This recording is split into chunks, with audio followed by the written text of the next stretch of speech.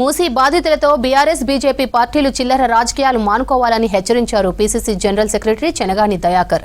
మూసీ పరిసర ప్రాంత ప్రజలకు ఎలాంటి నష్టం జరగకుండా ప్రభుత్వం చర్యలు తీసుకుంటుందని చెప్పారు. మూసీ ప్రక్షాళనతో తెలంగాణ ఖ్యాతి పెరుగుతుందన్నారు చెనగాని.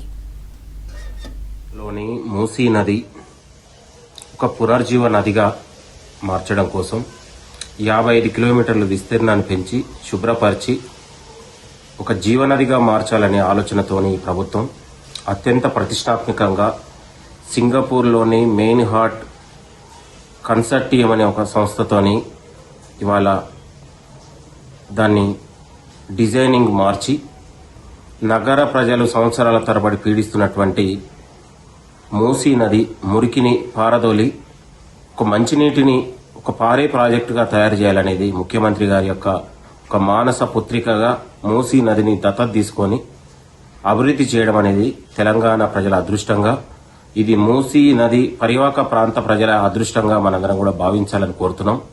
ఒకవైపు మూసీ డెవలప్మెంట్ని, మూసీ శుద్ధీకరణను వ్యతిరేకిస్తున్నటువంటి బీఆర్ఎస్ బీజేపీ నాయకులు మూసీ బాధితులతోని ఇవాళ చిల్లర రాజకీయాలు చేయడం అనేది అత్యంత దురదృష్టకరం. ఇవాళ